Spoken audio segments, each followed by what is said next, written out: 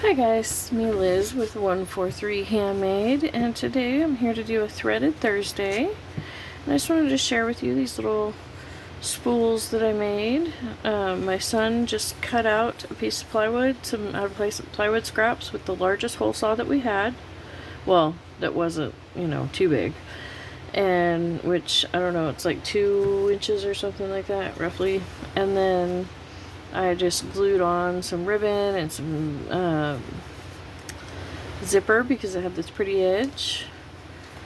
And this is just a piece of muslin that I've wrapped around the middle spool. This is the centerpiece out of a spool of thread, actually. That's just a spool of thread. Let's see, I think this one, this one is the center cardboard out of some, one of those big aluminum foil things you can get from like Sam's Club. That's how I get my aluminum foil. And so, and the same is true for this one. I just didn't want it as long as the 18 inches, so I cut it down. And this was the one piece, this was the other piece. And this is what I'm doing with that. Well, I don't know what I'm going to do with the smallest ones yet, the spools. For sure, but this is what I've done with the large one. So what this is these are pieces of fabric from my grandmother, my great-grandmother. These are very nostalgic. That's a good word. Nostalgic pieces for me. And my grandmother did that handiwork there. She sewed this applique piece on. She did this hand piecing. I'm not sure if she did or her sister Thelma. It would have been her sister Thelma that did the crochet work or not. But still, either way, it was one of her hankies, and this was one of her favorite dresses after she had her stroke. This was the fabric out of one of her favorite dresses. This was another.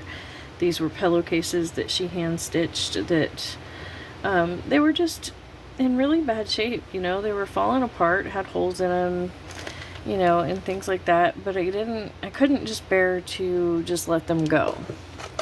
So what I have done is cut this piece of muslin to fit, and now all I'm doing is going through, get a needle. There we go. Long, sharp one. I like having a long needle. It's easier for me to hold on to, and obviously sharp is good. Excuse the gesso that you might be noticing on my fingers. It's dry. I did wipe them off. I think I washed my hands too. I don't know. I've been really, really busy. Jumping from one thing to the next. So I need to get a needle threader. Apparently I really need to get a needle threader for on camera, don't I? But yep, there we go. This is some hand quilting thread that I just happen to have. You can use whatever you want for this sort of a thing. I'm going to add some of my own embroidery. That's why I'm leaving some white open space. I'm not piling everything on like too deep. Let's see. I wish I had thought to grab my pins, because then I could pin those in place. I have grown out of the need to make the back of my pieces look nice in most other situations, but because this is my grandmother's work, and she was the one that, taught me to care about how the back of stuff looks, punished me when it wasn't good enough, that sort of thing. I am going to go ahead and knot my thread, and I'm anchoring it in this void in this handkerchief. And then I'm actually just going to do a whip stitch right around that. And then I'm going to poke it to the back of the fabric near where I want to come up. and then make sure I get that laid back down nice and flat. Here we go. Okay, now I'm going to put this back where I wanted it. And now I can come up wherever I want, you know, wherever I need to. There we go. Make sure everything's still laying nice and flat. I'm gonna go ahead and spin this to make that a little easier.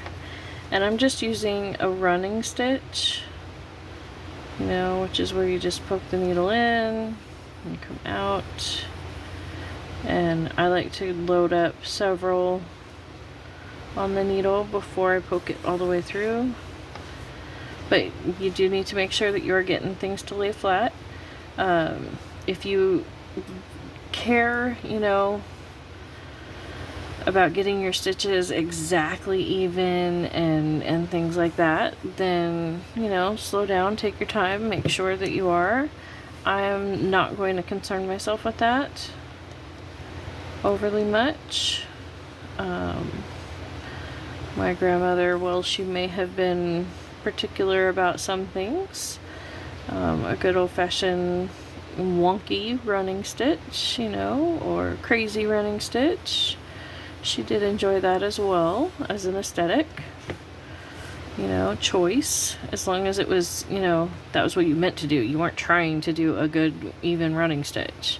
If you were trying to do it that way, then that's great. If you were trying to do an even one and it came out wonky, she would tear that out.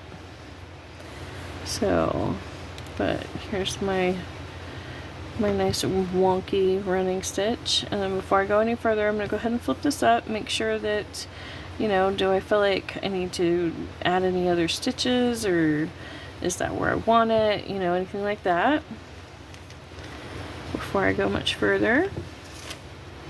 And then I'm just going to come around here and go ahead and do the same thing, you know, to mount each of these pieces on. And I will, okay, hang on, that got a little weird, so I'm going to go ahead and pull that needle, that last stitch out, and lay this flatter, tuck this down because I want to make sure that that gets caught behind this, you know. And that way when I get to there and I'm doing those stitches, it's, you know, one at a time. So this ended up hanging off this edge a little bit more than I had wanted, but it's okay, it's okay.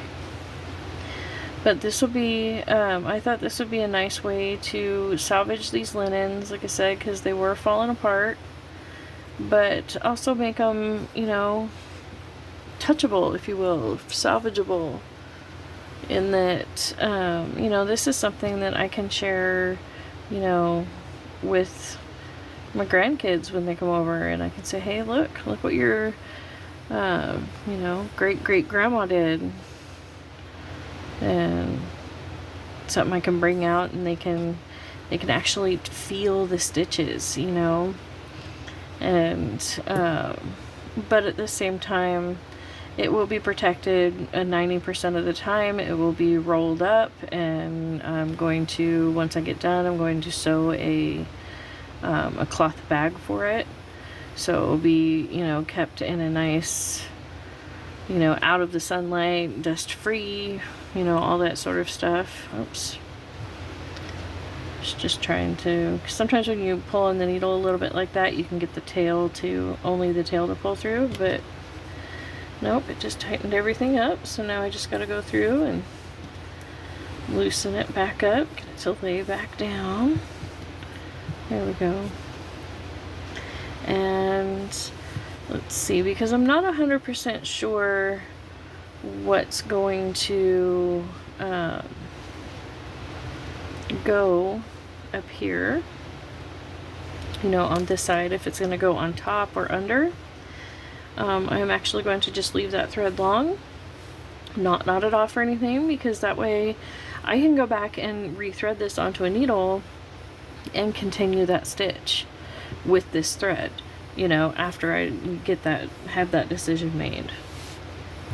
So I hope that you found some value here, enjoyed hanging out with me today. You know, maybe were inspired to, you know, pull out some of those vintage linens that you weren't quite sure what to do with, and maybe now you have a new project to put on your to-do list.